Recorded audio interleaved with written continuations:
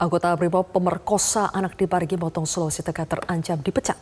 Polisi juga didesak untuk menerapkan Undang-Undang Tindak Pidana Kekerasan Seksual agar kasus ini bisa diusut setuntas-tuntasnya dengan mengedepankan kepentingan korban. Modus operandi yang digunakannya pun bukan dengan kekerasan. Mereka ada pengancaman di sana bahwa mereka akan melakukan sesuatu. Perwira BRIMOB, salah satu pelaku pemerkosaan anak di Parigi Motong, sudah menjadi tersangka dan kini terancam dipecat.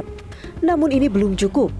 Dirjen HAM Kemenkumham mendorong aparat kepolisian untuk juga menggunakan Undang-Undang Tindak Pidana Kekerasan Seksual agar kasus ini bisa diusut tuntas dengan mengedepankan kepentingan yang terbaik bagi anak korban.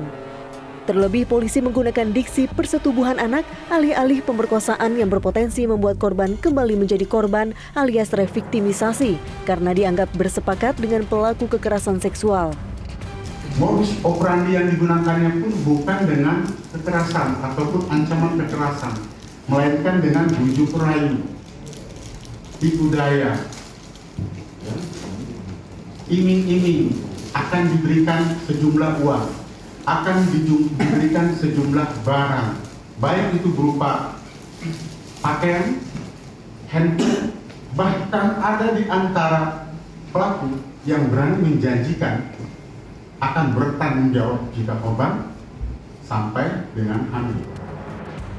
Pendamping korban menyebut korban mengalami ancaman dari pelaku sehingga keluarga korban mengajukan perlindungan baik fisik, psikologis maupun medis kepada Lembaga Perlindungan Saksi dan Korban. Ya, menurut pernyataan keluarga orang tua korban bahwa sebelum kasus ini, setelah kasus ini mereka laporkan di Parigi Motong dan sebelum kami dampingi ketika dirujuk layanan ke Palu, itu mereka sudah menerima upaya-upaya yang perdamaian yang ditawarkan dan didesak oleh beberapa keluarga pelaku.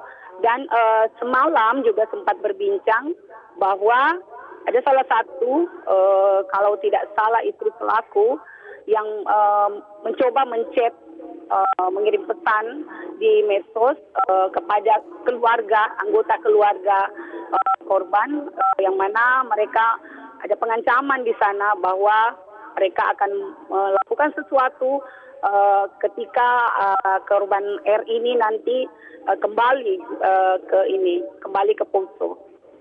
Anak tidak bisa berkontraktual begitu, konsensus begitu. Jadi apapun yang dilakukan orang dewasa terhadap anak untuk persetubuhan atau itu bisa dianggap sebagai kekerasan seksual terhadap anak. Jadi mestinya ini terminologi ini juga dipahami oleh penyidik. Apalagi sekarang ada Undang-Undang Tindak Pidana Kekerasan Seksual yang bisa menjadi rujukan yang dipakai oleh penyidik untuk melakukan penyidikan terhadap kasus ini. Tanda bahaya kekerasan seksual terhadap anak sudah sering kali menyala. Kasusnya terus meningkat bahkan hingga lebih dari 2 kali lipat hanya dalam waktu 1 tahun. Kasus kekerasan seksual terhadap anak bukan sekadar angka. Di balik itu ada korban yang trauma. Ada korban yang bahkan dipaksa menikahi pemerkosa, ada pula yang memilih mengakhiri hidupnya daripada menjalani hidup di bawah bayang-bayang stigma hina dari masyarakat. Tim Liputan Metro TV.